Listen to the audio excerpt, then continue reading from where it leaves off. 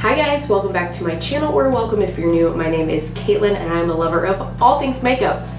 Today we are going to be getting into the Lure palette by Alien Cosmetics. Here she is in all of her glory, and we are going to be doing 3 different looks for this one palette. This one is the final and third look you will see me do today. I won't talk too much in the intro just so we can get right into it. Hope you enjoy.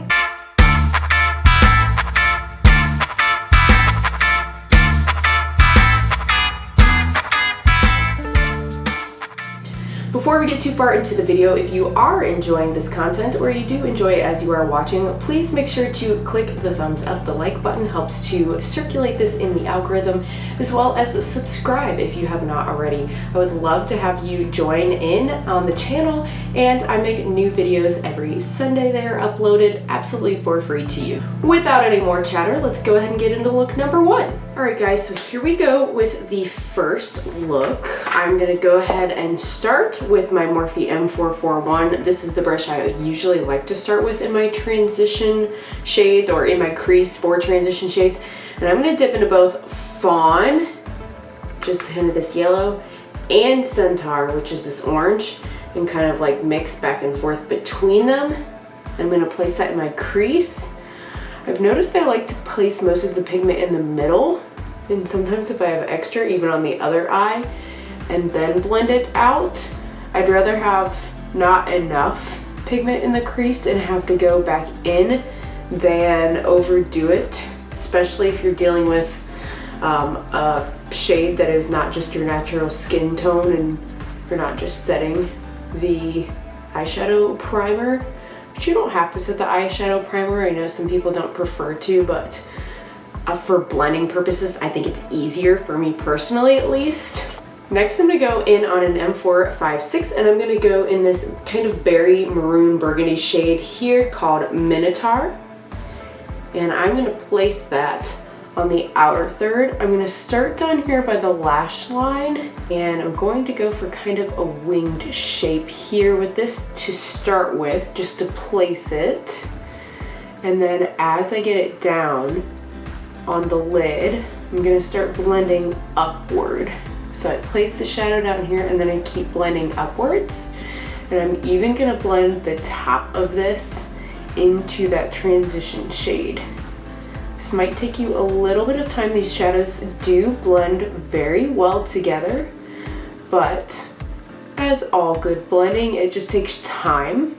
I mean, even good shadows, it takes time to blend. So just very light-handed circular motions until you get something like that, so you can still see the yellow orange color peeking through here. And then this on the outside, I'm going to go ahead and repeat it on the other eye. While I'm at it, I'm going to take that same brush, not going in any extra, but with any extra product still on the brush, I'm going to carry that down to the lower lash line to tie it in just while we're already here. And then I'm taking the same brush I used for this maroon Minotaur shade, and I'm going in with Cerberus, I think it's Cerberus, which is the matte black in the shadow. And I'm gonna go slightly over it, but I'm not gonna like blow it out as much as I did the maroon shade. I'm gonna start by placing it in about the same spot near my lash line there, but I am just going to keep the black to the inner part of the outer third. So I'm not carrying it all the way out here. I'm just keeping it very, I don't want to say concentrated because I'm still blending it out, but very towards the actual lid portion of the outer third, and not onto like the brow bone somewhat when you start to blend out. It's just going to help give a little more smokiness and depth to the look. Then I'm going to go in with the first brush and just kind of reiterate the crease transition shade that we had. Make sure that doesn't get lost anywhere now that we've added those other shades. And if you want, you can go back in with the maroon burgundy, I don't know how to describe it, Minotaur as well. I might do that at the end, but I'm not going to quite yet. Right now I'm going to take I think kind of a rounded concealer brush works best, but y'all, I need to rinse my brushes, so that's not the journey for me today. I'm using an M410, which is very flat and not the best for this, but it's fine. You can really use whatever. And I'm gonna go in with the Ulta Beauty Glitter Primer. I know a lot of people like the NYX one, but this is what I have right now, and I'm just gonna put it on the lid where I haven't put any shadow yet. And I'm slightly going to cross over that burgundy and black we placed down, just overlapping ever so slightly in the middle. And I'm taking it slightly above the crease. Like here's my natural crease. I'm gonna go slightly above that since I have hooded eyes so that you can still see the shadow I am about to place. You can do a brush with these shadows, but I think they work the best with your fingers. And I'm gonna go in with Medusa, which is one of these so fun duochromes down here. My fingers are big compared to my eyes, so I'm using my pinky and I'm just gonna start to tap that shade on the lid. Oh, you guys see that? It's just, I mean, come on. This is such high quality. This palette is only $35. I don't know. I say only, that maybe sounds like a lot to some of you compared to drugstore, but you certainly will not find this quality at the drugstore. You just plain and simple will not. It's just how it is at this point in time.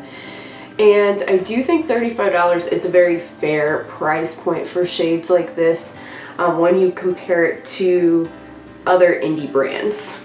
And then I usually switch pinkies when I go to the other eye just so it is easier to apply the shimmer on my lid. And yeah, just putting that all over where we put that tacky glitter base, or glitter primer base. I haven't tried these without the primer. It might be okay in this like opaque and shimmery even without it, but I just typically do that as part of my routine to get the most bang out of my buck for my shimmers. So now I'm gonna go back in with Burgundy Minotaur and just bring that back a little bit in the outer corner here on both sides. Make sure we didn't lose that shade at all.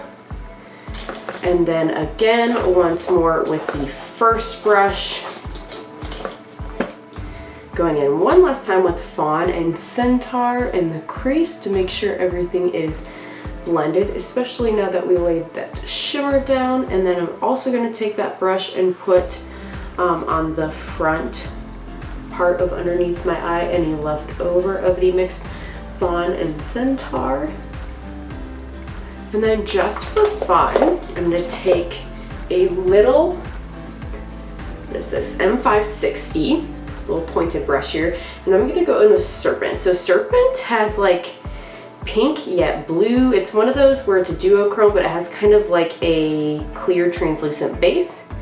And I'm just going to pop a little bit of that into my inner corners.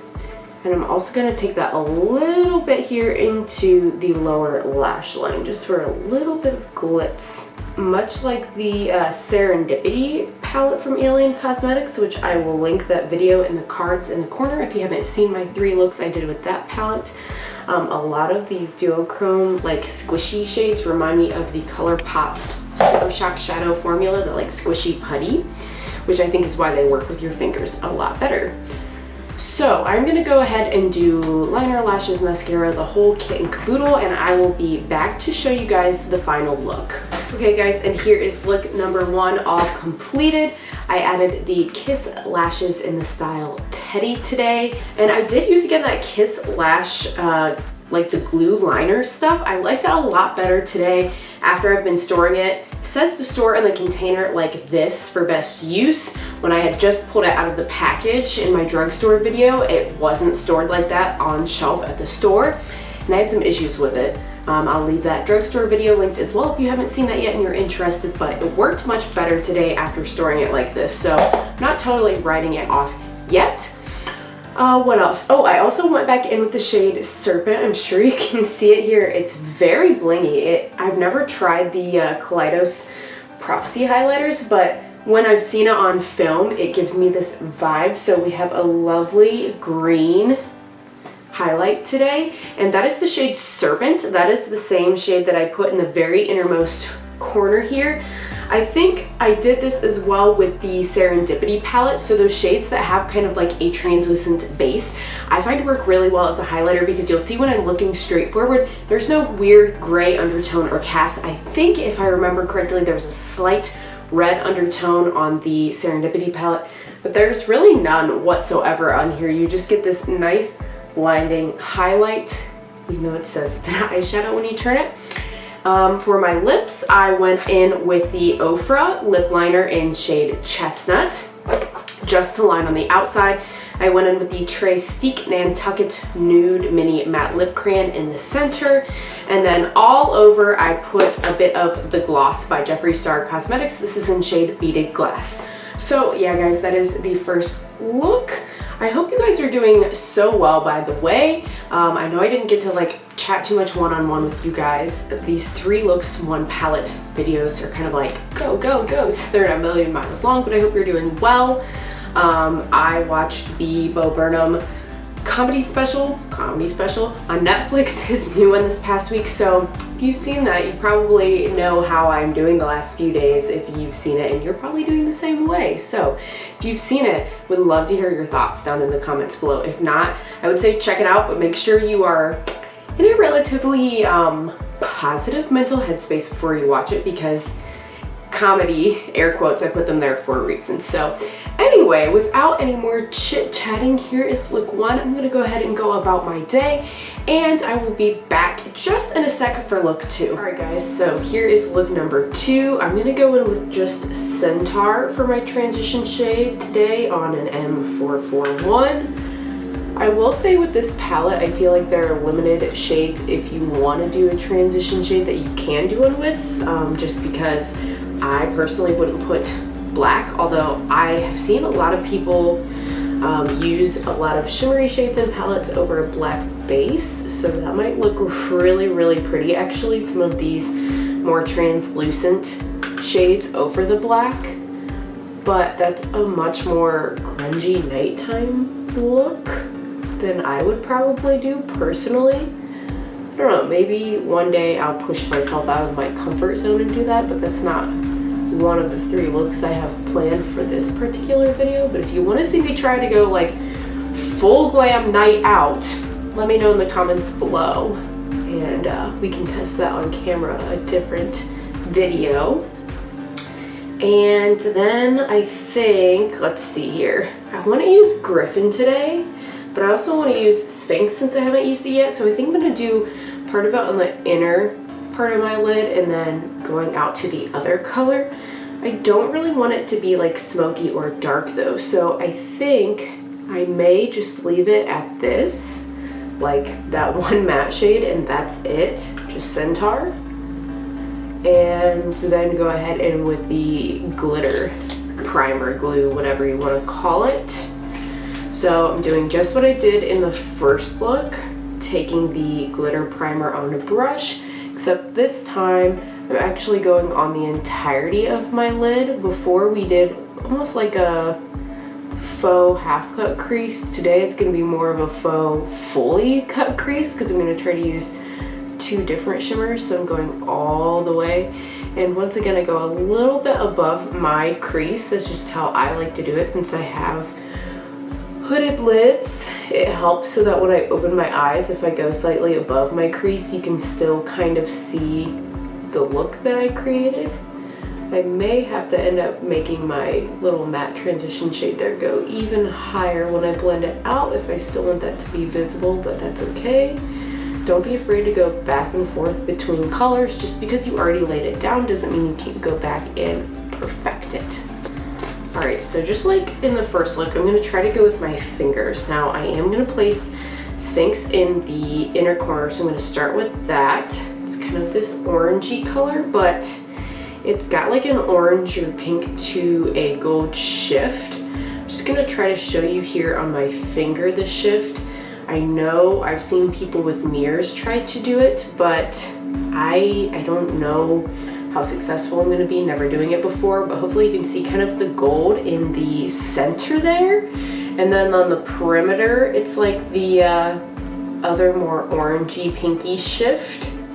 So that is the shade. It's going on first. Oh wow.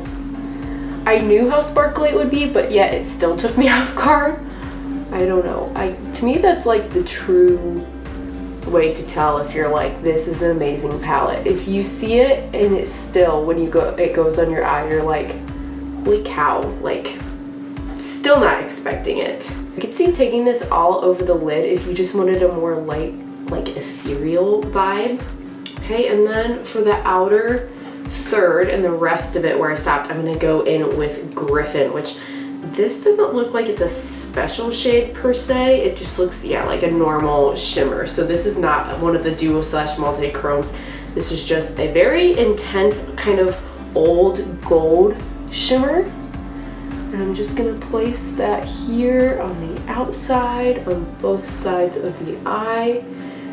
Don't want to go too deep. I'm almost using the shimmer as a deepening shade, but I don't want to go too intense with the gold because I do want to let that other gorgeous duochrome shine. And then I'm just taking my finger where they meet and trying to mesh the two colors together. So there's a nice blend there. Hopefully you can see the difference between the first shade on the inside going to the regular shimmer on the outside there. Looks so pretty. Like I said, it's very light ethereal. That was kind of more the vibe I wanted to go for today. Today's a chill grocery store shopping day for me, so I didn't want to go too crazy. And then I think I'm just gonna take, what is this, an M124. I'm just gonna go with, actually I'm gonna go with Fawn just because it's a little bit lighter over here. And I'm gonna run that on the lower lash line all the way across. And then just like the first look, I am going in with my M560 and I'm going to use Serpent in the inner corner again. I really feel like that's the only shade here that could be an inner corner shade out of this particular palette. You can always take your highlighter as well. Ooh, that added a little bit of green to the look. I don't know if I necessarily wanted that, but it'll be okay. There's a little bit of green reflect, I think, in Sphinx as well. Like the shift is between pink and gold, but then there is like some maybe green reflect as well. I don't know, it's hard to tell all the shifts with it being a multi-chrome. And I did carry that Serpent shade a little bit here coming in as well, just to give it a little pop there. So that's all I'm gonna do with the shadow today, guys. I'm gonna go ahead and put on the rest of the look and I'll come back and show you it completed. All right guys, so here is the finished second look. I did, like I said, try to keep it a little more light ethereal, just trying to show you some different ways you could wear this palette either day to day or more vamped up like the first look. I just added the Milani Highly Rated Mascara after I curled my lashes, the Milani lipstick. This is their collaboration with Salt and Peppa in shade Shoop, and I once again put the gloss from Jeffree Star Cosmetics in Beaded Glass. I just think the reflex in this gloss really go with the reflex in the shadows. Here is look 2. Oh yeah, and I put a little bit of the Maybelline, what's it called? Master Chrome highlighter. I have mine in shade 250, a little bit of that highlighter on. So that is all for this look, and here we go for the final look, look 3. All right, we are back for the third and final look. I think at this point I've used everything in this palette, every shade in my 2 looks so far, except for the Center Basilisk shade. So that's gonna be my goal today, to use that. As I mentioned before, there's really only 2 kind of crease transition shades. If you like to use those type of shades for transitions as I do, those mattes, it's not even a complaint. The only comment I think I have so far is that you may want to pull in some mattes from another palette, but totally up to you. I'm going to take Fawn and put that in the crease. I also feel like part of why I like to use a transition is not only, of course, to transition between colors and help blend out, but also because in the crease is where my primer starts to crease. So putting a shadow down there helps it set and not crease my shadows throughout the day. And then I think that's truly all of the matte shadow I'm going to do. I think I just want to do Basilisk all over the lid, Just to help this shimmer pop, I am going to do like yesterday, same brush as yesterday. I say yesterday because I filmed it yesterday, but I know for you guys it's only been a few moments. I am going to take my glitter primer and do like yesterday, kind of like a faux full cut crease, just to let the shimmer really pop when I put it on. And from when I was swatching this palette, I do believe that it is more of like a normal shimmer, if that makes sense. I'm doing air quotes so much in this video. I don't think it's a duochrome or anything like that. I think it's a regular shimmer. Here you can see it on my finger, very vibrant. But I would say in this palette you get 3 like traditional mattes, which is Minotaur, Centaur, and down here Cerberus. And then Fawn is also a matte, but it's got, I don't know if you can see it, tiny little flecks of reflect in it. I wouldn't even call it glitter. It reminds me a lot of like the ColourPop shadows do that, where they've got little flecks of glitter, but when you use them, they really just fade away to nothing. So it works the same as a matte, but it is a slightly different formula in the pan. And then you've got 3 kind of special duo multi-chrome shades. That's Serpent, Sphinx, and then down in the corner, Medusa. Those are the kind of like putty feeling shades. And then you've got 2 just like regular metallics, although I would say from playing with this palette and these looks, these are very high quality shimmers. Like they're better than a lot of other palettes I have used, especially when paired with the glitter primer or glitter glue.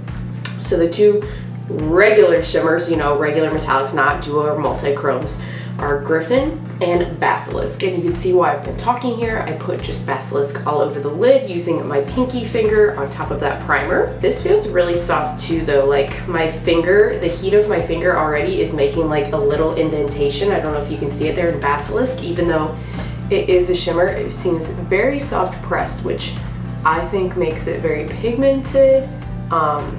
I haven't experienced any fallout with this palette, but I always say be careful, tap your brush no matter what the palette, and just expect there to be fallout, because I personally would rather be too careful than not careful enough.